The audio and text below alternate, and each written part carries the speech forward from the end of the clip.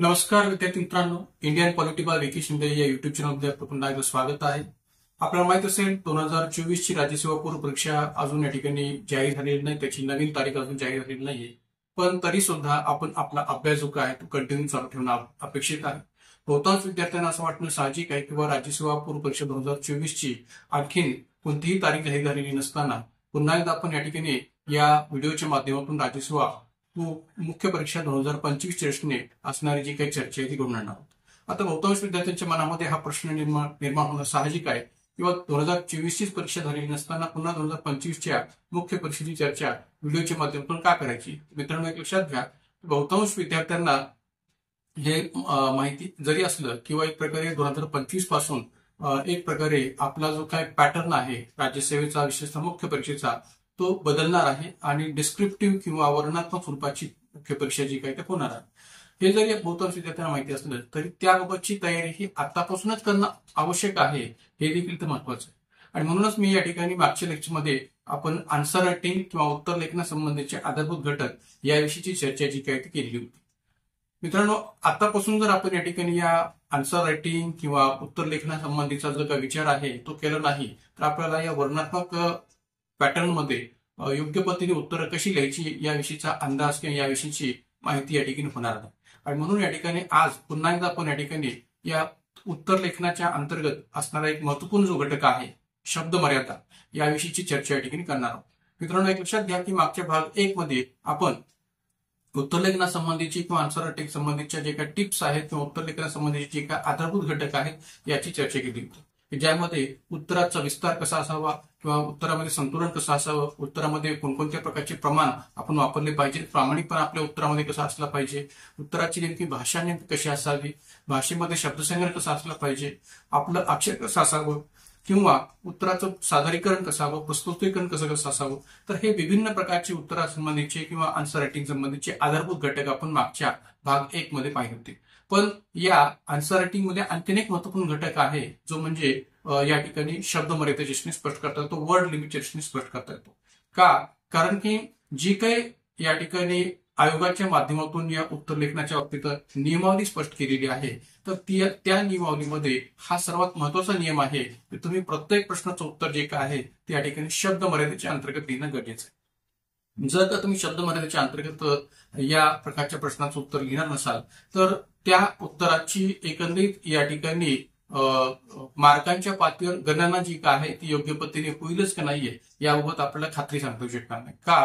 कारण की एक लक्षात घ्या की आयोगाने मग ते संघ लोकसेवा आयोग असो किंवा महाराष्ट्र लोकसेवा आयोग असो या आगामी वर्णनात्मक पॅटर्न मध्ये या प्रत्येक उत्तराच्या प्रश्नातून असणारी जी काही शब्द मर्यादा आहे ती स्पष्ट केलेली आहे. तुम्हाला माहित असेल, नुकतंच या ठिकाणी महाराष्ट्र लोकसेवा आयोगाने जी काय प्रश्नपत्रिकेचा नमुना या ठिकाणी आपल्याकडे नोटिफिकेशनद्वारा स्पष्ट केलेला आहे तर त्यामध्ये पण प्रत्येक प्रश्नाच्या अनुषंगाने असणारी एक प्रकारे उत्तराची शब्द मर्यादा जी काय आहे ती स्पष्ट केली गेलेली आहे. मग जीएसच्या पातळीवरती 200 किंवा 250 शब्दांच्या पातळीवर असेल किंवा ऑप्शनलच्या पातळीवर विचार केला तर 150 शब्दामध्ये किंवा 200 शब्दामध्ये ती असेल. तर अशा पातळीवर असणारी जी काही शब्दांची मर्यादा आहे त्या शब्द मर्यादेचा विचार आपल्याला आजच्या या व्हिडिओच्या माध्यमातून करायचा आहे. मित्रांनो, या शब्द मर्यादेविषयी चर्चा करत असताना आपल्या मनामध्ये शब्द मर्यादेच्या प्रश्नातून अनेक प्रकारचे प्रश्न निर्माण होऊ शकतात. त्याच प्रश्नांची उत्तर आपल्याला या व्हिडिओच्या माध्यमातून शोधायचे. तर एक लक्षात घ्या की जेव्हा केव्हा तुम्हाला या ठिकाणी या वर्णनात्मक पॅटर्न मध्ये शब्द मर्यादेचा विचार जेव्हा करायचा असेल तेव्हा या ठिकाणी एक लक्षात घेणं गरजेचं आहे की आपण मागच्या ज्या काही युपीएससी किंवा संघ लोकसेवेच्या ज्या काही प्रश्नपत्रिका आहेत त्या पाहणं गरजेचं आहे. कारण की एक लक्षात घ्या की संघ लोकसेवेच्या या मागच्या प्रश्नपत्रिकांमधून आपल्याला हे लक्षात येऊ शकेल की शब्द मर्यादेच्या प्रश्नातून जी काही नियमावली आहे ती नेमकी कशी आहे, कशा पद्धतीने या ठिकाणी शब्द मर्यादेच्या बाबतीत उल्लेख जो आहे तो या प्रश्नांच्या पातळीवर केलेला असतो याबाबतचा संदर्भ आपल्याला या ठिकाणी लक्षात येऊ शकेल. विशेष म्हणजे या ठिकाणी स्पेशमेन कॉपी ज्या काही असतात किंवा स्पेशमेन्स ज्या काही असतात त्या संघ लोकसेवेच्या वेबसाईटवर अवेलेबल आहेत की ज्यामध्ये जे काही प्रश्नपत्रिका आणि उत्तरपत्रिका यांचं जे काही एकत्रित स्वरूप आहे ते आपल्याला पाहायला मिळू शकेल. निश्चितपणे या ठिकाणी मी स्क्रीनवर सुद्धा तुम्हाला हे स्वरूप दाखवेल की जेणेकरून आपल्याला हे लक्षात येऊ शकेल किंवा शब्द मर्यादेच्या प्रश्नातून नेमक्या कोणत्या सूचना या उत्तरपत्रिकेमध्ये किंवा प्रश्नपत्रिकेच्या पातळीवर केलेल्या असतात. तर मित्रांनो, या ठिकाणी जेव्हा आपण या शब्द मर्यादेच्या प्रश्नावर विचार करू तेव्हा या ठिकाणी आपल्याला प्रथमतः हे लक्षात घेतलं पाहिजे की आयोगाकडून शब्द मर्यादेच्या पातळीवर काही सूचना ज्या काय आहेत त्या केलेल्या असतात. म्हणजे प्रत्येक प्रश्नाच्या अनुषंगाने असं म्हणता येऊ शकेल किंवा प्रत्येक पेपरच्या अनुषंगाने असं म्हणता येऊ शकेल शब्द मर्यादेची जी काही सूचना आहे ती केली नसते. मग या शब्द मर्यादेच्या नेमक्या सूचना कोणत्या असतात याचाही आपल्या इथं उलगडा करण्याची गरज आहे. म्हणून जेव्हा आपण या वर्ड लिमिट किंवा आन्सर रायटिंग मध्ये शब्द मर्यादेचा जेव्हा विचार करू तेव्हा पहिल्यांदा आपल्याला हे लक्षात घ्यायचं की शब्द मर्यादेच्या प्रश्नातून नेमक्या कोणत्या सूचना या ठिकाणी केल्या गेलेल्या असतात. तर मित्रांनो, या ठिकाणी शब्द मर्यादेच्या बाबतीत विचार केला तर या ठिकाणी या प्रकारच्या सूचना आपल्याला सांगता येऊ शकते की ज्या शक्यतो संघ लोकसेवेच्या उत्तरपत्रिकेमध्ये किंवा प्रश्नपत्रिकेमध्ये आपल्याला पाहायला मिळतील. तर यामध्ये पहिली सूचना आपल्याला असं म्हणता शकेल की एखाद्या प्रश्नाचं उत्तर या ठिकाणी जास्तीत जास्त किंवा अधिकाधिक 200 शब्द किंवा 250 शब्दात लिहा अशी सूचना या ठिकाणी केली जाऊ शकते. म्हणजे अधिकतम म्हणा किंवा एक प्रकारे जास्तीत जास्त अधिकाधिक असं म्हणा की 200 किंवा 250 शब्दामध्ये उत्तर लिहावे अशी या ठिकाणी केलेली सूचना असू शकते. किंवा कधी कधी सूचना अशी असते की उत्तर 200 शब्दांपेक्षा अधिक असू नये. म्हणजे कधी कधी एखाद्या प्रश्नाच्या रचनातून किंवा पेपरच्या अंतर्गत अशी सूचना सुद्धा केलेली असते शब्द मर्यादेच्या बाबतीत की उत्तर जे काही तुमचं आहे ते तुमचं उत्तर 200 शब्दांपेक्षा अधिक असू नये. विशेषतः जीएसच्या पेपरमध्ये अशा प्रकारची सूचना आपल्याला पाहायला मिळू शकते की उत्तर तुमचं 200 शब्दांपेक्षा अधिक असू नये किंवा उत्तर जवळपास 150 शब्दांमध्ये द्यावे. म्हणजे जवळपास या ठिकाणी 150 शब्दांमध्ये द्यावे अशा प्रकारची सुद्धा सूचना या ठिकाणी असू शकते. शक्यतो या ठिकाणी अशा प्रकारची सूचना ही ऑप्शनलच्या पेपर्समध्ये किंवा वैकल्पिक विषयांच्या पेपरमध्ये आपल्याला पाहायला मिळते. किंवा भाषा विषय असेल जे काय आपले या ठिकाणी अर्हताकारी भाषा विषय आहेत म्हणजेच एक प्रकारे या ठिकाणी क्वालिफाईंग जे भाषा विषय आहेत ज्यामध्ये मराठी आणि इंग्रजीचा विचार आपला करता शकतो. तर अशा या भाषा विषयांची पातळी विचार केला तर 600 शब्दांची मर्यादा निबंध लिहित असताना स्पष्ट केलेली असते. म्हणजे जवळपास 600 शब्दांच्या अंतर्गत या ठिकाणी तुम्ही निबंध लिहिताना या शब्द मर्यादेचा विचार करा. 600 शब्दाच्या अंतर्गत या ठिकाणी तुम्ही निबंध लिहिणं अपेक्षित आहे भाषा विषयाच्या पातळीत. पण जेव्हा आपण एसे किंवा निबंधाचा पेपर विचार घेतो कारण की आपल्याकडे 250 मार्कांचा जो काही एसेचा पेपर आहे तर त्या 250 मार्कांच्या एसेच्या पेपरमध्ये या निबंधाच्या पेपरमध्ये कशा प्रकारची सूचना केलेली असते शब्द मर्यादेची सूचना. तर ती सूचना या प्रकारची असते की 1000 ते 1200 शब्द मर्यादेच्या अंतर्गत तो जो काही निबंध आहे तो निबंध त्यांनी लिहावा. म्हणजे 1000 शब्द किंवा 1200 शब्दाच्या अंतर्गत या ठिकाणी शब्द मर्यादेचं जे काही बंधन आहे ते निबंधाच्या पेपरमध्ये स्पष्ट केलेलं असतं. म्हणजे साधारणपणे या ठिकाणी 250 मार्कांचा हा जो काही निबंधाचा पेपर आहे तर त्यामध्ये 2 निबंध आपल्याला लिहिणं अपेक्षित असतं. तर 2 निबंधांच्या अनुषंगाने ती शब्द मर्यादा 2400 पर्यंत आपल्याला विचार घेता येऊ शकते. म्हणजे 2000 ते 2400 शब्दांच्या अंतर्गत 2 निबंधांची शब्द मर्यादा आपल्याला स्पष्ट करता येऊ शकते. तर एकंदरीत जर विचार केला तर या ठिकाणी आपल्याला म्हणता येईल की शब्द मर्यादेच्या अशा वेगवेगळ्या प्रकारच्या सूचना ज्या काय आहेत ते तुम्हाला या विभिन्न वेगवेगळ्या पेपरमध्ये आपल्याला पाहायला मिळतील. यानंतर आणखीन एक महत्वाचा मुद्दा जर कोणता असेल तर तो हा आहे की शब्द मर्यादा या दृष्टीने पडणारे आपल्या मनातले प्रश्न. शब्द मर्यादा या दृष्टीने पडणारे आपल्या मनातले प्रश्न नेमके कोणते असतात. तर एक लक्षात घ्या की शब्द मर्यादेच्या प्रश्नातून आपल्या मनात पडणारे 2च प्रकारचे प्रश्न असतात. ते कोणते तर एक लक्षात घ्या की शब्द मर्यादेचं उल्लंघन केले तर काय होतं. मग आता हे उल्लंघन 2 प्रकारे मनात पडणारा प्रश्न हा या प्रकारचा आहे की शब्द मर्यादेचं उल्लंघन केलं तर काय होतं. पण त्याला अनुसरून जे 2 प्रश्न आहेत ते कोणते ते म्हणजे शब्द मर्यादेचं उल्लंघन म्हणजे नेमकं काय आणि मग या ठिकाणी ते कमी की जास्त या अर्थाने पडणारा प्रश्न. म्हणजे जे 2 प्रकारचे प्रश्न आहेत त्यातला पहिला प्रश्न हा शब्द मर्यादेचे उल्लंघन केले तर काय होते आणि शब्द मर्यादाचे उल्लंघन म्हणजे नेमकं काय. तर एक प्रकारे शब्द मर्यादेचं उल्लंघन केलं तर खूप मोठं नुकसान होतं अशातला काही भाग नाहीये. पण शब्द मर्यादेचं उल्लंघन म्हणजे नेमकं काय तर पहिला आपल्याला त्याचा उल्लेख कसं करता येईल की शब्द मर्यादेपेक्षा कमी शब्द लिहिणे हे सुद्धा शब्द मर्यादेचं उल्लंघन असू शकतं. आणि एक प्रकारे शब्द मर्यादेपेक्षा जास्त शब्द लिहिणं हेही या ठिकाणी शब्द मर्यादेचं उल्लंघन असू शकतं. म्हणजे या ठिकाणी या शब्द मर्यादेचं उल्लंघन म्हणजे नेमकं काय याचा अर्थ या ठिकाणी या 2 उत्तरातून देता येईल की शब्द मर्यादेपेक्षा कमी शब्द लिहिणं किंवा शब्द मर्यादेपेक्षा जास्त शब्द लिहिणं या 2 माध्यमातून या शब्द मर्यादेच्या उल्लंघनाचा अर्थ आपल्याला घेता येऊ शकतो. मग आता इथं प्रश्न असा पडतो की या ठिकाणी विभिन्न पेपरच्या अनुषंगाने या शब्द मर्यादेच्या उल्लंघनाच्या बाबतीत आपल्याला विचार कसा करावा लागेल. तर मी या ठिकाणी प्रत्येक पेपरच्या अनुषंगाने थोडीशी माहिती देतो की शब्द मर्यादेच्या प्रश्नातून नेमकं कसा विचार आपल्याला करण्याची गरज आहे. तर प्रथमतः आपण लक्षात घेऊया की जीएसटी जे काही 3 पेपर आहेत जीएसटी जे काही फर्स्ट सेकंड आणि थर्ड पेपर आहेत तर या 3 पेपरच्या बाबतीत युपीएससी असो किंवा महाराष्ट्र लोकसेवा आयोग असो यांची नेमकी काय अपेक्षा असते किंवा काय अपेक्षा असणार. तर एक लक्षात घ्या की या 3ही पेपरमध्ये 4000 शब्दांची अपेक्षा या आयोगाच्या माध्यमातून असते. म्हणजे जीएस फर्स्ट पेपर असो, जीएस सेकंड पेपर असो, जीएस थर्ड पेपर असो, या तिन्ही पेपरमध्ये या ठिकाणी 4000 शब्दांची अपेक्षा, म्हणजे प्रत्येक पेपरच्या अंतर्गत 4000 शब्दांची अपेक्षा, या अनुषंगाने 12000 शब्दांची अपेक्षा या 3 पेपरमध्ये आयोगाकडून असते. म्हणजे हे कॅल्क्युलेशन मी या ठिकाणी अंदाजे स्पष्ट करतोय, पण हे कॅल्क्युलेशन योग्य आहे असं म्हणायला काही हरकत नाही, की साधारणपणे प्रत्येक जीएस पेपरच्या अनुषंगाने 4000 शब्दांची अपेक्षा, या अर्थाने 3 पेपरमध्ये एकूण 12000 शब्दांची अपेक्षा आपल्याला या ठिकाणी आयोगाकडून ठेवली जाते. एवढंच नव्हे तर जीएसचा जो काही फोर्थ पेपर आहे एथिक्सचा, तर जीएस 4 हा जो काही एथिक्सचा पेपर आहे, त्या पेपरमध्ये मात्र या ठिकाणी 4000 शब्दांची अपेक्षा आयोगाकडून ठेवली जात नाही, तर ती साधारणपणे या ठिकाणी 3400 ते 3500 शब्दांची अपेक्षा या ठिकाणी ठेवली जाते. का तर एथिक्सचा पेपर जो आहे तो थोडासा वेगळा पेपर आहे, इथं केस स्टडीचा विचार या ठिकाणी केला जातो, यामुळे या ठिकाणी या पेपरमध्ये शब्दमर्यादेची जी काही अपेक्षा आहे ती इतर 3 जीएस पेक्षा थोडीशी कमी आहे, ती आहे 3400 ते 3500 शब्दांची अपेक्षा, की जी आयोगाकडून स्पष्ट केली जाते. तर साधारणपणे या ठिकाणी जीएसच्या या 4ही पेपरच्या पातळीवर या ठिकाणी असणाऱ्या शब्दमर्यादेची अपेक्षा की जी आयोगाकडून विचारात घेतली जाते ती या प्रकारची आहे.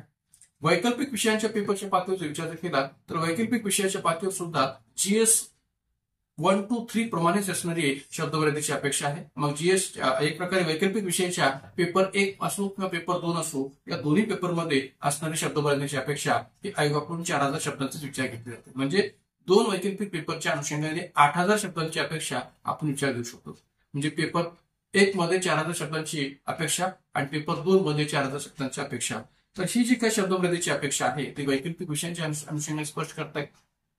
त्यानंतर निबंधाचा पेपर जर विचार घेतला तर मागाशी मी म्हटल्याप्रमाणे की एका निबंधाला या ठिकाणी 1000 ते 1200 शब्दांची असणारी मर्यादा याचा विचार करता 2 निबंधांच्या पातळीवर असणाऱ्या निबंधाच्या पेपरच्या अंतर्गत असणाऱ्या शब्दमर्यादेची अपेक्षा आहे 2000 ते 2400.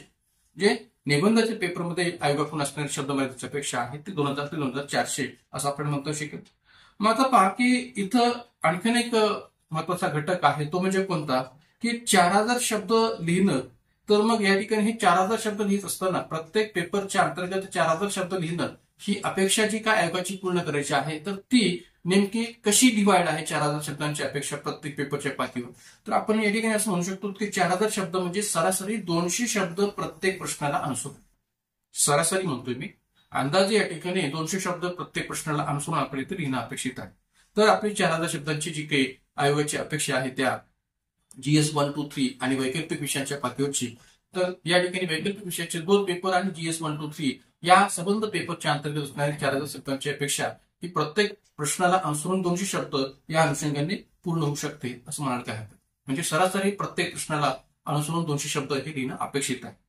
त्यानंतर राज्यसेवा मुख्य असो किंवा यूपीएससी मेन्स असो, इतर टोटल शब्दांची अपेक्षा जर आपण विचार घेतली पर स्टुडंट कडून, तर साधारणपणे आपण ही जर संबंध गोळाबेरीज केली म्हणजे जीएस 1, 2, 3 वैकल्पिक विषयाचे 2 पेपर आणि एक प्रकारे जे काही निबंधाचा पेपर, तर या संबंध प्रकारच्या असणाऱ्या पेपरची जी काही शब्दमर्यादेची बेरीज जर केली तर या ठिकाणी आपण असं म्हणता शकेल की पर स्टुडंट शब्दमर्यादेची अपेक्षा जी काय आहे ती आहे 25000 ते 26000 शब्द.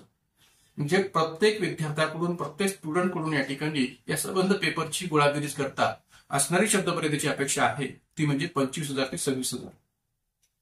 मग साधारणतः आपण या ठिकाणी जर कॅल्क्युलेशन केलं किंवा एक प्रकारे आपण असं विचार करूया की एखाद्या राज्यसेवा मुख्य परीक्षेला किंवा संघ लोकसेवेच्या मुख्य परीक्षेला जर 15000 विद्यार्थी बसलेले असतील, एक कॅल्क्युलेशन करण्यासाठी हे उदाहरण मी दिलेलं आहे की जर का 15000 विद्यार्थी बसलेले असतील मुख्य परीक्षेला, तर 15000 विद्यार्थ्यांचे प्रत्येकी 25 ते 26000 शब्द याचा विचार करता संबंध 15000 विद्यार्थ्यांच्या शब्दांची संख्या होती 37.5 कोटी. म्हणजे संबंध 15000 विद्यार्थ्यांच्या शब्दांची संख्या होते 37.5 कोटी. तर आता हा या ठिकाणी एकंदरीत आकडा किंवा ही संख्या पाहिल्यानंतर आपल्याला पहिल्यांदा मनामध्ये हा प्रश्न निर्माण होणं साहजिक आहे की खरंच या ठिकाणी संघ लोकसेवा असो अथवा महाराष्ट्र लोकसेवा असो, या ठिकाणी आपल्या प्रश्नाच्या अंतर्गत असणाऱ्या शब्दांची संख्या मोजतं का. कारण की जर का 15000 विद्यार्थ्यांच्या असणाऱ्या शब्दांची संख्या 37.5 कोटीपर्यंत जात असेल, तर या सगळ्या शब्दांची जी काही संख्या आहे ती खरंच या ठिकाणी आयोगाकडून मोजली जाते का, याची गणना होते का, हा प्रश्न पडणं आपल्या प्रत्येकाच्या मनामध्ये साहजिक आहे. तर त्या अनुषंगाने आपण पुढे या ठिकाणी माहिती घेणार आहोत की खरंच या ठिकाणी यूपीएससी असो किंवा एमपीएससी असो यांच्याकडून शब्दांची गणना होऊ शकते का किंवा शब्दगणना होत असते का? तर मित्रांनो, या ठिकाणी शब्दांची गणना होते का असा आपण ज्यावेळेस मनामध्ये प्रश्न उपस्थित करत असाल तर त्यावेळेस माझं असं म्हणणं असेल की शक्यतो कोणताही प्रकारचा जो काही या वर्णनात्मक परीक्षेच्या अंतर्गत आपला जो काही पेपर तपासणारा, उत्तरपत्रिका तपासणारा जो परीक्षक आहे तो शब्द मोजत नाही. शक्यतो मोजत नाही. पण जर एखाद्या परीक्षकाला असं वाटलं की शब्द मोजावेत, म्हणजे ही पण शक्यता या ठिकाणी नाकारता येऊ शकत नाही की कोणताही परीक्षक हा शब्द मोजत नाही असे नाहीये. पण जर समजा एखादा परीक्षक की ज्याला असं वाटलं की शब्द मोजावेत तर तो प्रत्येक शब्द या ठिकाणी मोजत जात नाही. तर तो शक्यतो या ठिकाणी शब्द मोजलेत तर एका ओळीमध्ये या ठिकाणी किती शब्द आहेत यावरून तो अंदाज बांधतो की प्रत्येक ओळीमध्ये किंवा एका ओळीमध्ये किती शब्द आहेत यावरून त्या प्रश्नाची शब्दांची संख्या याचा अंदाज तो बांधत असतो. म्हणजे या ठिकाणी जो उल्लेख मी आता केला की एक प्रकारे शब्दांची गणना होते का, आणि शब्दांची गणना होत असताना अशा प्रकारची शब्दांची गणना एक एक शब्द मोजून परीक्षकाकडून केली जात असते का, तर तसं शक्यतो होत नाही. तर प्रत्येक परीक्षक या ठिकाणी शब्दांची गणना करतोच असं देखील नाहीये. पण समजा एखाद्या परीक्षकाला असं वाटलं की आपण शब्द त्या प्रश्नाच्या अंतर्गत किती आहेत ते मोजावेत तर त्या पातळीवर तो हा क्रायटेरिया विचार देऊ शकतो की एका ओळीमध्ये त्या विद्यार्थ्यांनी नेमके किती शब्द लिहिलेले आहेत त्यावरून पूर्ण प्रश्नात असणाऱ्या शब्दांची संख्या तो विचार देऊ शकतो, जर का त्याला तसं वाटत असेल तर. त्यामुळे शब्दांची गणना होते का याचा या अनुषंगाने विचार करायला काय हरकत नाही. आता पुढचा प्रश्न असा मी म्हणतो की जर का शब्दगणना होत असेल की समजा आपण विचार घेऊया किंवा शब्दगणना एखाद्या परीक्षेकडून केली जाते, तर शब्दगणना होत असताना तो परीक्षक शब्द मोजताना कोणत्या शब्दांची गणना करतो आणि कोणते शब्द सोडून देतो हाही प्रश्न आपल्या मनामध्ये म्हणू शकतो. कारण की ज्यावेळेस आपल्याला असं वाटणं साहजिक आहे किंवा एक प्रकारे शब्दांची गणना एखाद्या परीक्षेकडून केली गेली तर काय करायचं, तर मग अशा वेळेस तो कोणते शब्द मोजणार आणि कोणते शब्द सोडून देणार. तर मग अशा वेळेस या ठिकाणी आपण हेही लक्षात घ्या की जो कोणी परीक्षक शब्दांची गणना करणार आहे तो करताना ज्या पद्धतीने आपल्या मनामध्ये प्रश्न निर्माण होते त्याच पद्धतीने तो शब्दांची गणना करतो असंही नाही. जसं मी आता म्हटलं किंवा प्रत्येक शब्दाची गणना होते अशातला भाग नाही, तर एका ओळीत किंवा प्रत्येक ओळीमध्ये असणाऱ्या शब्दांची संख्या यावरून प्रश्नात लिहिलेल्या शब्दांची संख्या याचा अंदाज तो बांधत असतो. पण या ठिकाणी हे जे काही शब्दांची गणना आहे ती शक्यतो अंदाजेच मोजली जाते, असं नाही की शब्द मोजला जातो अशातला भाग नाही. आणि मग दुसरी गोष्ट म्हणजे या ठिकाणी या प्रकारे शब्द मोजले जातात का किंवा यांची गणना होते का की ज्या शब्दांच्या माध्यमातून दोन वाक्य जोडली गेली, जसं की आणि, वा, की अशा प्रकारचे जे काही शब्द आहेत ते मोजले जातात का, हाही आपल्या मनामध्ये निर्माण होणारा प्रश्न साहजिक आहे. तर मित्रांनो, एक लक्षात घ्या की दोन वाक्य किंवा दोन शब्दांना जोडणारे शब्द दोन वाक्य किंवा दोन शब्दांना जोडणारे शब्द असतील किंवा एक प्रकारे तशा अर्थाने लिहिली गेलेली शब्द असतील तर यांची गणना ही शक्यतो एकच वेळा केली जाते. जर का एखादा परीक्षक तशा प्रकारची गणना करत असेल तर ती गणना फक्त तो एकच वेळा करतो, त्याला वारंवार या ठिकाणी तो मोजत बसत नाही. आणि दुसरी गोष्ट म्हणजे काय, तर शब्द गणना करत असताना असेही काही शब्द असतात की ज्या शब्दांचा उल्लेख आपल्याकडे आयपनद्वारा या ठिकाणी केला जात असतो. जसं या ठिकाणी कधी कधी, तर कधी कधी या दोन शब्दामध्ये आयपन असतो, दिवस रात्र या दोन शब्दामध्ये आयपन असतो. तर असे अनेक शब्द असतात की ज्या शब्दांचा उल्लेख आपण लिहिताना करत असताना आयपनद्वारे या ठिकाणी करत असतो. तर ते सुद्धा दोन शब्द विचारात न घेता ते एकच शब्द म्हणून या ठिकाणी घेत असतात. कारण ते दिवस रात्र, कधी कधी, अधिकाधिक अशा प्रकारचे शब्द लिहित असताना शक्यतो मध्ये जो आयपन आपण ठेवतो तर अशा प्रकारचा आयपन जरी या ठिकाणी आपण त्या शब्दामध्ये टाकत असला तरी तो शब्द एकच शब्द म्हणून गणला जातो. तर त्यामुळे आपल्या मनातले शब्द गणनेच्या दृष्टिकोनातून असणारे जे काही प्रश्न आहेत ते या अर्थाने निर्माण होणं साहजिक आहे. तर त्या पातळीवर या पद्धतीने विचार करायला काही हरकत नाही असं मी तुम्हाला. त्यानंतर शब्द मर्यादेचे उल्लंघन केले पाहिजे का, हा पुढचा आणखीन एक प्रश्न आपल्या मनामध्ये असतो. त्याचाही विचार आपण करूया की शब्द मर्यादेचे उल्लंघन केले पाहिजे. तर मित्रांनो, लक्षात घ्या की शब्द मर्यादेच्या उल्लंघनाचा विचार मागाशी मी दोन अर्थाने केला होता की एक म्हणजे शब्द मर्यादेपेक्षा अधिक शब्द लिहिणं किंवा शब्द मर्यादेपेक्षा कमी शब्द लिहिणं, या दोन अर्थाने शब्द मर्यादेच्या उल्लंघनाचा विचार आपल्याला करता येऊ शकतो. तर 200 शब्द मर्यादेची अपेक्षा असेल तर साधारणपणे 180 ते 190 शब्दामध्ये आपलं उत्तर येणं हे अपेक्षित आहे. जर का प्रश्न तुम्हाला 200 शब्द मर्यादेच्या अंतर्गत लिहिला जावा अशी जर या ठिकाणी आयोगाकडून अपेक्षा केलेली असेल तर आपलं उत्तर साधारणपणे या ठिकाणी 180 ते 190 या शब्द मर्यादेच्या अंतर्गत आपण लिहिणं अपेक्षित आहे. म्हणजे 200 शब्दात लिहा म्हणजे आपण या ठिकाणी मोजून आपण 200 शब्दच लिहिले पाहिजेत असं काही बंधन नसतं. त्यामुळे आपल्या मनात जर असा प्रश्न असेल की 200 शब्द मर्यादेचा उल्लेख केलेला आहे म्हणून आपण 200 शब्दच लिहिले पाहिजेत असं नाही. मगाशी मी शब्द मर्यादेच्या संबंधीच्या सूचनांचा उल्लेख करत असताना सरळपणे स्पष्ट केलं होतं की काय नियमावली आहे किंवा काय सूचना केली जात असते.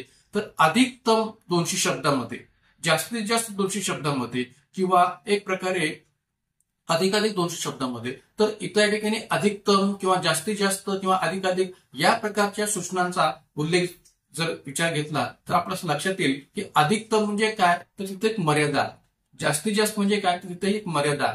म्हणजे मर्यादेचा विचार करूनच आपल्याला या ठिकाणी शब्द संख्याची काय ती ठेवायची असते. त्यामुळे 200 शब्दात उत्तर लिहा म्हणजे अचूक पद्धतीने 200 शब्दातच आपण लिहिलं पाहिजे असं काही म्हणणं नसतं किंवा असं काही बंधन नसतं. तर त्यामुळे अधिकतम किंवा जास्तीत जास्त या शब्दाच्या अनुषंगाने या ठिकाणी आपल्याला त्याचा विचार करायचा आहे. तर त्यामुळे 180 ते 190 शब्दात आपण संबंधित प्रश्नोत्तर लिहिणं हे अपेक्षित आहे.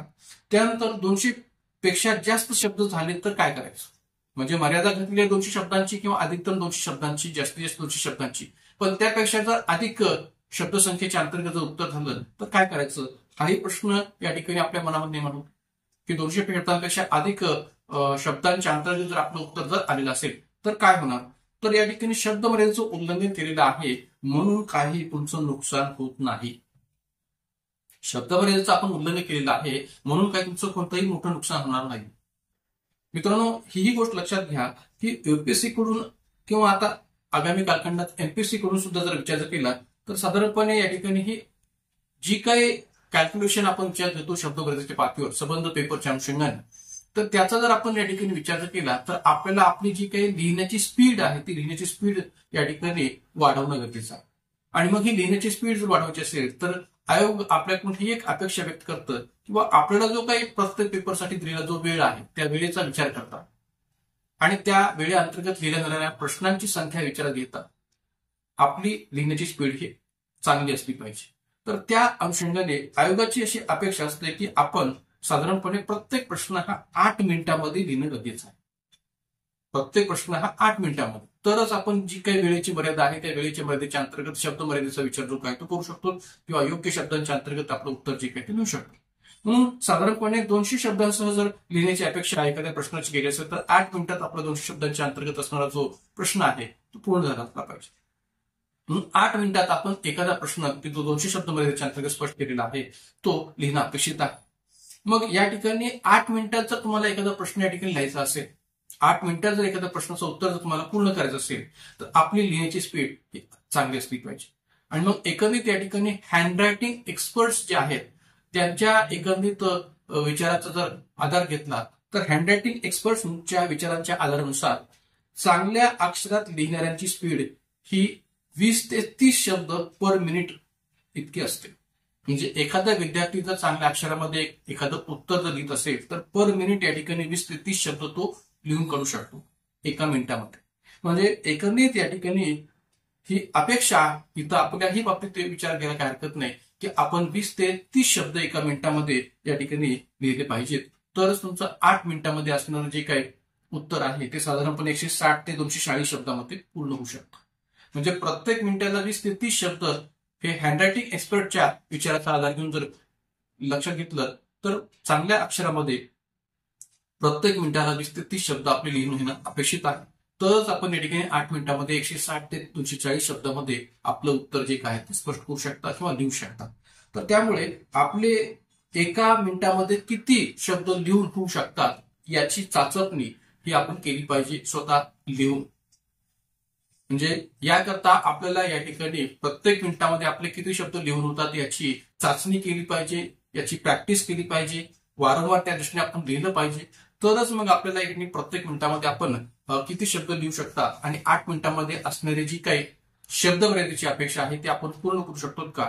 विशेषतः 160 ते 240 शब्दांची किंवा 160 ते 200 शब्दांची असणारी जी काही अपेक्षा आहे ती पूर्ण करू शकतो का याचा आढावा आपल्याला घेता शकेल. आणि म्हणून या ठिकाणी या वर्णनात्मक परीक्षेमध्ये किंवा वर्णनात्मक पॅटर्नमध्ये आपल्याला वारंवार प्रश्नांच्या अनुषंगाने असणारी जी काही शब्द मर्यादा आहे त्या शब्द मर्यादेला साध्य करायचं असेल शब्दमर्यादेच्या अंतर्गत आपल्याला उत्तर जर पूर्ण करायचं असेल तर वारंवार आपल्याला प्रश्नांची प्रॅक्टिस करणं गरजेचं आहे. प्रत्येक मिनिटामध्ये आपण किती शब्द लिहून काढू शकतो, 8 मिनिटात आपण 200 शब्दांची मर्यादा गाठू शकतो का, याबाबतचा आढावा किंवा याबाबतची प्रॅक्टिस ही लिहून आपल्याला सारखं सारखं करणं गरजेचं आहे. हे या ठिकाणी आवश्यकच आहे, बंधनकारकच आहे. आणखीन एक महत्वाची गोष्ट म्हणजे कोणती, जर एखाद्या प्रश्नाचं उत्तर आपणास खूप चांगल्या प्रकारे लिहिता येत असेल. आता मी मगाशी जो उल्लेख केला की शब्दमर्यादेचं उल्लंघन आपल्याकडून झालेलं आहे, तुम्ही दिलेल्या शब्दमर्यादेपेक्षा अधिक शब्द लिहून त्या प्रश्नाचं उत्तर या ठिकाणी स्पष्ट करताय, तर अशा वेळेस काही नुकसान होतं का, तर नुकसान होत नाही. कारण की काही काही असे प्रश्न असतात की ज्या प्रश्नांच्या बाबतची शब्दमर्यादेची अपेक्षा ही अधिक असू शकते. तर मग अशा वेळेस या ठिकाणी त्या प्रश्नाचं उत्तर मोठं लिहिणं हे अपेक्षित आहे. तर त्यामुळे जर एखाद्या प्रश्नाचं उत्तर आपल्याला खूप चांगल्या प्रकारे लिहिता येत असेल तर त्या प्रश्नाचे उत्तर 240 शब्दापर्यंत लिहिले तरी चालेल. म्हणजे शब्दमर्यादेची अपेक्षा आहे 200 शब्दांची, पण आपण त्या प्रश्नाचं उत्तर खूप चांगल्या प्रकारे लिहू शकत असाल तर मग अशा वेळेस या ठिकाणी त्या प्रश्नाच्या अनुषंगाने असणारी शब्दमर्यादेची अपेक्षा 200 शब्दांची जरी असली तरी आपण 240 शब्दापर्यंत ते उत्तर लिहिलं तरी चालेल, त्यामुळे कोणतंही नुकसान होणार नाही. पण या प्रश्नाचं उत्तर आपणास चांगल्या प्रकारे देता येत नसेल, लिहिता येत नसेल, तर त्या प्रश्नाचं उत्तर तुम्हाला साधारणपणे 160 शब्दापर्यंत लिहिता आलं पाहिजे. म्हणजे एखाद्या प्रश्नाचं उत्तर आपण या ठिकाणी चांगल्या प्रकारे लिहू शकत असाल तर तिथे शब्दमर्यादा वाढली तरी चालेल. पण एखाद्या प्रश्नाचं उत्तर जर तुम्हाला योग्य पद्धतीने देता येत नसेल, लिहिता येत नसेल, तर तिथं असणारी जी काही 200 शब्दांची अपेक्षा आहे त्यापेक्षा किमान या ठिकाणी 160 शब्दांमध्ये तरी आपण उत्तर लिहिणं हे गरजेचं आहे, की जेणेकरून आपण जेमतेम ती जी काही शब्दमर्यादेची अपेक्षा आहे ती पूर्ण करतो आहे असं त्याचा अर्थ निघू शकतो. आणि म्हणून या ठिकाणी एखाद्या प्रश्नाचं उत्तर अधिकाधिक चांगल्या पद्धतीने लिहिलं तर तिथं शब्दमर्यादेची अपेक्षा पेक्षा अधिक शब्द लिहिले तरी काही नुकसान होणार नाही. एखाद्या प्रश्नाचं उत्तर जर तुम्हाला या ठिकाणी योग्य पद्धतीने लिहिता येत नसेल तर जेमतेम या ठिकाणी त्या शब्दमर्यादेच्या पर्यंत पोहोचू या पद्धतीने 160 शब्दामध्ये तरी आपण ते उत्तर लिहिणं अपेक्षित आहे, की जेणेकरून आपलं नुकसान होणार नाही मार्क्सच्या पातळीवर, गुणांच्या पातळीवर. आणखीन एक महत्वाचा इथं प्रश्न आपल्या मनामध्ये निर्माण होणं अपेक्षित आहे, तो म्हणजे कोणता, की एखाद्या प्रश्नाचं उत्तर आपल्याला या ठिकाणी योग्य पद्धतीने जमतच नाही. थोडं बहुत जमत असेल तर या ठिकाणी तुम्ही 160 शब्दापर्यंत त्याचा विचार करू शकता. पण जर एखाद्या प्रश्नाचं उत्तर आपल्याला योग्य पद्धतीने जमतच नाहीये, थोडी बहुतच माहिती आहे, जेमतेमच माहिती आहे आणि मग त्यामुळे या ठिकाणी तुम्हाला ते उत्तर लिहिणं हे शक्य होत नाहीये, तर अशा वेळेस जी काही माहिती तुम्हाला त्या प्रश्नाच्या अनुषंगाने असेल तर ती लिहित असताना साधारणपणे 100 ते 120 शब्दापर्यंत त्या प्रश्नाचं उत्तर आपण द्यायला काय हरकत नाही. किती? 100 ते 120 शब्दापर्यंत. जर का तो तुम्हाला प्रश्न अधिक चांगल्या प्रकारे जमतच नाहीये तर अशा वेळेस त्या प्रश्न उत्तर साधारणपणे 100 ते 120 शब्दापर्यंत तुम्ही लिहू शकता. यातून फायदा काय होणार आहे, तर परीक्षकाला तुमच्यावर या 100 ते 120 शब्दांच्या अनुषंगाने जे काही उत्तर तुम्ही मांडलेलं आहे, जे काही उत्तर तुम्ही लिहिलेलं आहे त्या अनुषंगाने थोडी बहुत दया येईल आणि तो 2-3 मार्क देऊन तुमच्या बाबतीत त्या प्रश्नाच्या अनुषंगाने द्यायला लागेल. मित्रांनो, एक लक्षात घ्या की वर्णनात्मक पॅटर्नचा हा एक महत्वपूर्ण फायदा आहे की आपल्याला राज्यसेवा मुख्य परीक्षेची काही 2025च्या आधीचं जे काही स्वरूप आपण जर लक्ष घेतलं, मग 2024 असेल, 2023-22 असेल किंवा जे काही जुनं स्वरूप आहे राज्यसेवा मुख्य परीक्षेचं ऑब्जेक्टिव्ह पॅटर्नचं, तर त्यामध्ये जर का तुम्ही योग्य उत्तर लिहिलं तरच या ठिकाणी मार्क्स मिळणार होते. जर का तुम्ही चुकीचं उत्तर लिहिलं तर तुमचं निगेटिव्ह मार्क सिस्टीमच्या बेसिसवर मार्क्स जाणार होते. पण वर्णनात्मक परीक्षेमध्ये हा फायदा असा आहे की जरी तुम्ही 100 ते 120 शब्दामध्ये एखाद्या प्रश्न उत्तर योग्य पद्धतीने जमत नसताना सुद्धा जेमतेम लिहिलं असलं तरी तिथे तुम्हाला परीक्षकाकडून 2 ते 3 मार्क जे काय आहे ते दया दाखवून मिळू शकतात. हा एक प्लस पॉईंट या ठिकाणी वर्णनात्मक पॅटर्नचा आहे असं म्हणायला काही हरकत नाही ऑब्जेक्टिव्ह पॅटर्नपेक्षा. त्यामुळे एखाद्या प्रश्नाचं उत्तर आपल्याला जर योग्य पद्धतीने जमतच नसेल तर या ठिकाणी साधारणपणे तुम्ही त्या प्रश्नोत्तर 100 ते 120 शब्दामध्ये जर लिहिलात तर निश्चितपणे तुम्हाला 2 ते 3 मार्क्स जे काय आहेत ते प्राप्त होऊ शकतात. आणखीन पुढे आणखीन या शब्दमर्यादेच्या दृष्टीने जर विचार केला तर एक महत्वपूर्ण घटक असा आहे की प्रश्नाच्या उत्तरासाठी जरी शब्दमर्यादा असली तरी उत्तर पत्रिकेतील उत्तर लिहिताना उत्तर लिहिण्याची जी काही सोडलेली कोणतीही जागा आहे ती रिकामी राहता कामा नये.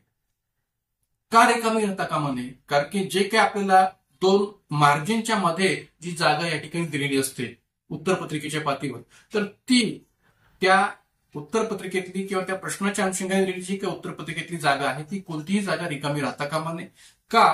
कारण की परीक्षकाला असं वाटू नये की आपल्याकडे उत्तर लिहिण्याच्या दृष्टीने पुरेशी माहिती नाहीये, बाकी त्यातून एक बॅड इम्पॅक्ट जो काय आहे तो तिथं पडू शकतो की संबंधित विद्यार्थ्याकडे उत्तर लिहिण्याच्या दृष्टिकोनातून पुरेशी माहिती नव्हती आणि म्हणून त्यांनी या उत्तर पत्रिकेतली असणारी बहुतांश जागा जी काय ती रिकामी ठेवलेली आहे. तसं जर पाहिलं तर या ठिकाणी रिकामी जागा राहिल्यानंतर तिथं एक प्रकारे आडवी लाईन मारा किंवा एक प्रकारे उभी लाईन मारा अशी सूचना उत्तर पत्रिकेमध्ये केलेलीच असते की जेणेकरून त्याचा कोणी गैरफायदा उचलू नये हा त्या पाठीमागचा हेतू असतो, तशी सूचना करणार नसते. पण शक्यतो आपण या ठिकाणी तशी रिकामी जागा ठेवली जाऊ नये याचा अधिकाधिक विचार करावा. जेवढी काही उत्तरासाठी सोडलेली जागा आहे ती पूर्णपणाने भरण्याचा प्रयत्न आपल्याकडून शक्यतो झाला पाहिजे की जेणेकरून आपल्याकडे पुरेशी माहिती नाहीये असं परीक्षकाला वाटू नये. म्हणून उत्तर पत्रिकेतली कोणतीही जागा मोकळी सोडता कामा नये ही पण एक बाब या ठिकाणी या उत्तर लिहित असताना महत्वाची आहे. त्यानंतर आपली शब्द लिहिण्याची स्पीड खूपच जास्त असेल, म्हणजे आपल्याला वारंवार या ठिकाणी प्रॅक्टिस करण्याच्या माध्यमातून हे लक्षात येऊ शकेल की आपली शब्द लिहिण्याची जी काही स्पीड आहे ती एका मिनिटात एक प्रकारे 20 ते 30 शब्दांची जी काही अपेक्षा ठेवलेली आहे त्याही पेक्षा जर अधिक असेल तर मग या ठिकाणी यामुळे उत्तर जे काय आहे ते मोठं होऊ शकतं. साधारणपणे या ठिकाणी 260 ते 280 शब्दापर्यंत सुद्धा उत्तर जे काय ते जाऊ शकतं, जी काय तुमची शब्द लिहिण्याची स्पीड आहे त्याचा विचार करतो. म्हणजे काय काय विद्यार्थ्यांची असणारी शब्द लिहिण्याची स्पीड एका मिनिटातली ती अधिक असते, 20 ते 30 शब्दांपेक्षा सुद्धा अधिक असू शकते. तर मग अशा वेळेस त्यांच्याकडून जे काही उत्तर लिहिलं जाणार आहे ते उत्तर हे 260 ते 280 शब्दापर्यंत सुद्धा जाऊ शकतं. तर मग अशा वेळेस पुन्हा आणखी मनात प्रश्न म्हणतो की आपण शब्दमर्यादेचं उल्लंघन केलेलं आहे का? तर मित्रांनो एक लक्षात घ्या की एखाद्या प्रश्नाचं उत्तर तुम्हाला 250 शब्दाच्या मर्यादेच्या अंतर्गत लिहायचं म्हटलेलं असेल किंवा एखाद्या प्रश्न उत्तर तुम्हाला 200 शब्दाच्या अंतर्गत लिहायचं म्हटलेलं आहे, पण तुमच्या शब्दांची मर्यादा ही या ठिकाणी 240 पर्यंत गेलेली आहे, 250 पर्यंत गेलेली आहे, 260 पर्यंत गेलेली आहे किंवा 280 पर्यंत गेलेली आहे. तर अशा वेळेस कशा प्रकारे या ठिकाणी काळजी करण्याची गरज नाहीये का? कारण की जर का आपलं उत्तर उत्कृष्ट असेल, जर का आपलं उत्तर उत्कृष्ट असेल तर तिथं परीक्षक तुमच्या शब्दमर्यादेचा अधिक विचार करत नाही. त्याला त्याच्या तुम्ही दिलेल्या उत्तराच्या माध्यमातूनच त्या उत्तराचं स्वरूप लक्षात येतं आणि त्याला लगेच लक्षात येतं की संबंधित विद्यार्थ्याने खूप चांगल्या प्रकारचं उत्तर, खूप उत्तम उत्तर, उत्कृष्ट उत्तर जे काय लिहिलं आहे त्यावेळेस त्याला शब्दमर्यादेचं या ठिकाणी भान राहत नाही. आणि म्हणून जर का तुम्ही या ठिकाणी जर उत्तर खूप उत्कृष्ट लिहिलं असेल तर तिथं शब्दमर्यादेचा परीक्षकाकडून विचार केला जात नाही किंवा त्याचा अधिक या ठिकाणी तो विचार करत नाही. आपल्या उत्तरातली भाषा, उत्तरातलं सादरीकरण, उत्तरामधलं संतुलन, उत्तराचा विस्तार किंवा उत्तरामध्ये आपण जे काही प्रमाण या ठिकाणी स्पष्ट करतोय ती प्रमाण, शब्दसंग्रह अशा ज्या काही संबंध गोष्टी आहेत की ज्या उत्तर लेखनाच्या आधारभूत घटकांच्या अंतर्गत आपण पाहिलेल्या आहेत मागच्या व्हिडिओमध्ये, त्या जर तुम्ही योग्य पद्धतीने हाताळल्या, योग्य पद्धतीने वापरल्या आणि अधिक चांगल्या प्रकारचं, अधिक उत्कृष्ट प्रकारचं उत्तर लिहिण्याचा प्रयत्न जर केला तर निश्चितपणाने भले शब्द मर्यादा अधिक झाली तरी सुद्धा तुमचं कोणतंही नुकसान होणार नाही याची खात्री आपल्याला द्यायला काय हरकत. तर त्यामुळे आपण उत्तर लेखनासंबंधीचे जे संबंध आधारभूत घटक आहेत, सगळ्या ज्या काही टिप्स आहेत ते जर या योग्य पद्धतीने जर वापरल्या आणि अधिक चांगल्या प्रकारचं उत्तर लिहिण्याचा प्रयत्न केला तर निश्चितपणाने भले शब्द मर्यादा अधिक झाली तरी सुद्धा तुमचं कोणतंही नुकसान होणार नाही. पण आपण जर उत्तर खूपच मोठे लिहिले, खूपच मोठे म्हणजे जिथं या ठिकाणी अपेक्षा आहे 200 शब्दांची, तुम्ही लिहिता या ठिकाणी एक प्रकारे 300 ते 350 शब्दांच्या अंतर्गत, तर मग अशा वेळेस या ठिकाणी ते शब्द मर्यादा तर अधिक आहेच आहे, पण त्याचबरोबर या ठिकाणी आणखी महत्वाची गोष्ट कोणती आहे, त्यात तुम्ही जर उत्तर खराब लिहिलं असेल, उत्तर एकदम निकृष्ट दर्जाचे असेल, म्हणजे उत्कृष्ट उत्तर लिहिणं अपेक्षित आहे पण तुम्ही निकृष्ट उत्तर लिहित आहेत, खराब उत्तर देत आहेत, तुमचे अक्षर लेखन किंवा जे काय अक्षर आहे ते अत्यंत पण आणखी खराब आहे, तर अशा वेळेस मग परीक्षकावर त्याचा बॅड इम्पॅक्ट जो काय तो निश्चितपणाने पडू शकतो. आणि मग अशा वेळेस या ठिकाणी तुमचं अधिकाधिक नुकसान तो होऊ शकतं. आणि हे नुकसान फक्त त्या पेपर पुरतं मर्यादित राहत नाही किंवा त्या प्रश्नापुरतं मर्यादित राहत नाही, तर त्या पेपरमधल्या अनेक प्रश्नांवर त्याचा बॅड इम्पॅक्ट जो काय तो पडतो, किंवा अनेक पेपरवर सुद्धा त्याचा बॅड इम्पॅक्ट जो काय तो पडू शकतो. कशा पद्धतीने, जर का तुम्ही आपलं उत्तर खूपच मोठं लिहिलं, ते निकृष्ट दर्जाचं लिहिलं, खराब लिहिलं, तर परीक्षक आपल्यावर नाराज होऊन आपले गुण किंवा आपले मार्क्स जो काय तो कमी करू शकतो. एवढंच नव्हे, जर त्याला असं जर वाटलं तर एवढे मोठे उत्तर लिहून माझ्या हाती काहीच लागलेलं नाहीये किंवा मला एवढं मोठं उत्तर वाचून या ठिकाणी समर्पक असं उत्तर प्राप्त झालेलं नाहीये, समाधान माझं झालेलं नाहीये, आणि जर का त्याच्या मनामध्ये असा उल्लेख किंवा एक प्रकारे अशा प्रकारचा प्रश्न निर्माण झाला की खोदा पहाड आणि निकला चुहा, म्हणजे एवढं उत्तर मी मोठं वाचलं पण त्यातून मला अपेक्षित उत्तर तर प्राप्त झालंच नाही, उलट माझा वेळ गेला, मला मानसिक त्रास झाला आणि या उत्तरातून या ठिकाणी त्या विद्यार्थ्यांनी असं काही खूप चांगल्या प्रकारे स्पष्ट केलेलं आहे अशातलाही काही भाग नाही. तर मग अशा वेळेस या ठिकाणी त्याचा बॅड इम्पॅक्ट, त्याचा बॅड परिणाम जो काय आहे तो तुमच्या संबंध पेपरवर किंवा इतर पेपरवर सुद्धा, इतर प्रश्नावर सुद्धा कसा करू शकतो याचाही संदर्भ इथं लक्ष द्यायची गरज. तर एक प्रकारे याचा परिणाम बाकी प्रश्नांच्या मार्क्सवर होतोच होतो, पण किंबहुना एखाद्या परीक्षकाला असं वाटलं की आपल्या मुख्य परीक्षेच्या पूर्ण मार्क्सवर त्याचा परिणाम करावा, तर तो एक प्रकारे असं घोषितपणे त्या उत्तरपत्रिकेच्या जे काही एक प्रकारे मार्क्स देण्याचा जो कॉलम असतो तर त्या खाली टीप लिहू शकतो, एक तळटीप लिहू शकतो की उमेदवाराचे मार्क्स निगेटिव्ह का करू नयेत, उमेदवाराचे मार्क्स आम्ही निगेटिव्ह करीत आहोत या कारणास्तव. अशी तळटीप किंवा अशी टीप सुद्धा तो या ठिकाणी त्या जे काही मार्क्स देण्याचे जे काही कॉलम्स असतात तिथं या ठिकाणी करू शकतो. म्हणजे असं आपल्याला वाटणं साहजिक आहे किंवा असं परीक्षेत करू शकतो का, तर निश्चितपणाने युपीएससी किंवा संघ लोकसेवेच्या एक्झाम मध्ये काही परीक्षकांनी अशा पद्धतीने तळटीप देऊन संबंधित विद्यार्थ्यांचे मार्क्स कमी केलेले आहेत आणि त्याचे मार्क्स त्या पेपर पुरते नव्हे तर इतर पेपरच्या अंतर्गत सुद्धा कमी करण्याचा प्रयत्न झालेला आहे. तर त्यामुळे आपण शक्यतो शब्द मर्यादेचं पालन तर करावं, पण एखादा प्रश्न उत्तर तुम्हाला अधिक चांगल्या पद्धतीने उत्तर लिहिता येत असेल तर तेही लिहित असताना आवश्यक शब्दांपेक्षा अधिक शब्द मर्यादा होणार नाही याचीही काळजी घ्यावी आणि उत्तर हे उत्कृष्ट लिहिण्यावर भर द्यावा. निकृष्ट उत्तर लिहित असाल, तुमचं अक्षर आणखीन खराब असेल तर मग अशा वेळेस त्याचा बॅड इम्पॅक्ट जो काय तो या ठिकाणी निश्चितपणाने आपल्या उत्तरावर किंवा आपल्या मार्क्सवर, आपल्या गुणांवर पडू शकतो, इतर पेपरवर सुद्धा पडू शकतो. आणि म्हणून या ठिकाणी शब्द मर्यादेचं उल्लंघन केलेले आहे, हँडरायटिंग खराब आहे या कारणास्तव सुद्धा उमेदवाराचे मार्क्स निगेटिव्ह पद्धतीने कमी केले जावे अशी सूचना सुद्धा तळटीप स्वरूपात या ठिकाणी परीक्षक जो काय तो त्या उत्तरपत्रिकेवर देऊ शकतो, असं इथं विचारात घ्यायला काय हरकत.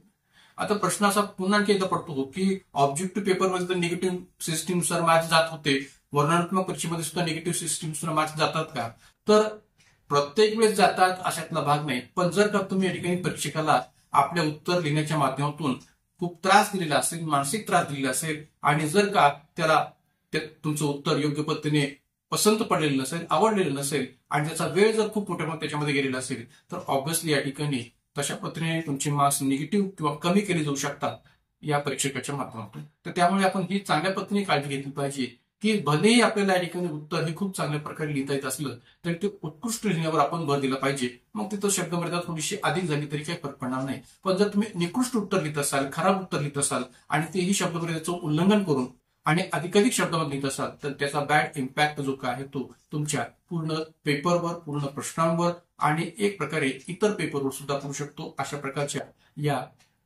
मार्क्स किंवा गुण कमी होण्याच्या रचनातून तळटीपीचे माध्यम होते. तर त्यामुळे ही पण बाब आपण चांगल्या पद्धतीने इथं लक्षात घ्यावी. विशेष म्हणजे या ठिकाणी आपण मागच्या उत्तर लेखनासंबंधीच्या आधारभूत घटक या व्हिडिओमध्ये आणि आताच्या या एक प्रकारे शब्द मर्यादेचे प्रश्न असणाऱ्या या व्हिडिओमध्ये, या दोन्ही व्हिडिओच्या माध्यमातून या आन्सर रायटिंग मध्ये कोणत्या प्रकारच्या घटकांचा विचार केला पाहिजे, उत्तर लेखनामध्ये कोणत्या प्रकारच्या घटकांचा विचार केला पाहिजे याचा पूर्ण आढावा जो काय तो घेतलेला आहे. मित्रांनो, एक लक्षात घ्या की या ठिकाणी शब्द मर्यादेच्या बाबतीत नेमक्या कोणत्या सूचनांचं आपण पालन केलं पाहिजे, शब्द मर्यादेचा विचार करत असताना आपण कोणत्या नियमांना विचार घेतला पाहिजे, शब्द मर्यादेचा विचार करत असताना आपण या ठिकाणी कोणत्या घटकांना अधिकाधिक महत्व दिलं पाहिजे याविषयीचा आढावा या थोडक्यात या संबंध आताच्या व्हिडिओच्या माध्यमातून सांगण्याचा प्रयत्न मी केलेला आहे. शेवटी मी एवढंच या ठिकाणी या शब्द मर्यादेच्या बाबतीत किंवा एकंदरीत आन्सर रायटिंगच्या बाबतीत किंवा उत्तर लेखनाच्या बाबतीत म्हणेन की जर का आपण आन्सर रायटिंग करताना उत्तर लेखनाचे संबंध जे काही आधारभूत घटक आहेत जे मी मागच्या व्हिडिओमध्ये भाग 1 मध्ये स्पष्ट केलेले आहेत आणि शब्द मर्यादेचा योग्य पद्धतीने जर विचार केला तर निश्चितपणाने एक चांगलं आपलं उत्तर जे काही ते तुम्ही लिहू शकता.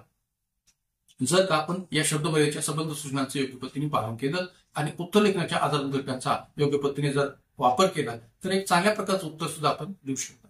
म्हणून शक्यतो वर्णनात्मक परीक्षेची तयारी करणाऱ्या या संबंध राज्यसेवेच्या विद्यार्थ्यांनी हे लक्षात घ्यावं की या 2 व्हिडिओच्या माध्यमातून ज्या काही सूचना किंवा ज्या काही नियमांचा उल्लेख मी केलेला आहे त्या संबंध नियमांच्या अंतर्गत राहून आपण जर वारंवार प्रश्नांची प्रॅक्टिस केली, मग ते प्रश्न जीएस मधले असोत, प्रश्न वैकल्पिक विषयातले असोत, निबंधाच्या पेपरच्या अंशांनी असणारे प्रश्न असोत, तर अशा संबंध प्रश्नांची जर आपण वारंवार प्रॅक्टिस केली तर या प्रॅक्टिसच्या माध्यमातून तुम्हाला एक व्यवस्थित असं जे काही उत्तर लेखनासंबंधीचं जे काही एक प्रकारे सराव आहे तो चांगल्या पद्धतीने करता येऊ शकेल. उत्तर लेखनाचा एक या ठिकाणी पॅटर्न जो काय तो लक्षात येऊ शकेल आणि उत्तर लेखनाची जी काही सवय आहे ती चांगल्या पद्धतीने लागू शकेल.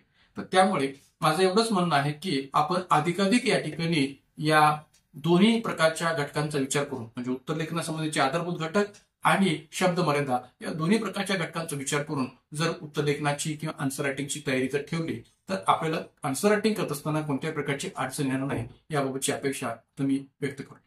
तर मित्रांनो, आजच्या या व्हिडिओमध्ये शब्दमर्यादेच्या जे काही नियमावली आहे ती कशी आपण पाळली पाहिजे, शब्दमर्यादेमध्ये नेमक्या कोणत्या सूचनांचा विचार केला पाहिजे, शब्दमर्यादेच्या अंतर्गत आपण कसं उत्तर लिहिलं पाहिजे या संबंध गोष्टींचा जो काही विस्ताराने आढावा आहे तो इथे घेतलेला आहे. आगामी कालखंडात सुद्धा आपण या ठिकाणी या वर्णनात्मक स्वरूपाच्या सूचनातून असणारे विभिन्न व्हिडिओज आपण पाहणार आहोत. विशेषतः GS2 चा जो काही संबंध सिलेबस आहे त्या सिलेबसच्या अनुषंगाने असणारी जी काही संबंध उजळणी आहे किंवा संबंध जी काही या ठिकाणी त्या सिलेबसची थोडक्यात चर्चा जी काही ती येणाऱ्या आगामी कालखंडामध्ये व्हिडिओच्या माध्यमातून करूया आणि लोक प्रशासन या वैकल्पिक विषयाच्या सिलेबसच्या बाबतीत सुद्धा विस्ताराने जी काही चर्चा आहे ती पेपर 1 आणि 2च्या स्वरूपात आपण आगामी व्हिडिओच्या माध्यमातून करू. मित्रांनो, सर्वांना जाताना पुन्हा एकदा विनंती की आपल्या युट्यूब चॅनलला अधिक संख्येने सबस्क्राईब करा, लाईक करा, शेअर करा आणि निश्चितपणाने हा देखील व्हिडिओ जो काय तो गरजू विद्यार्थ्यांपर्यंत, राज्यसेवेची तयारी करणाऱ्या विद्यार्थ्यांपर्यंत अधिकाधिक पद्धतीने शेअर करा. आजच्या या व्हिडिओमध्ये या संबंध माहितीसह या ठिकाणी इथं आपण थांबूयात.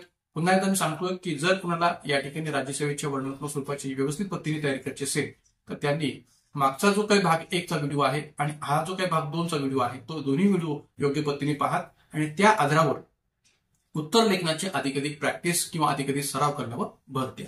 तर आज आपण या व्हिडिओमध्ये थांबूयात. धन्यवाद.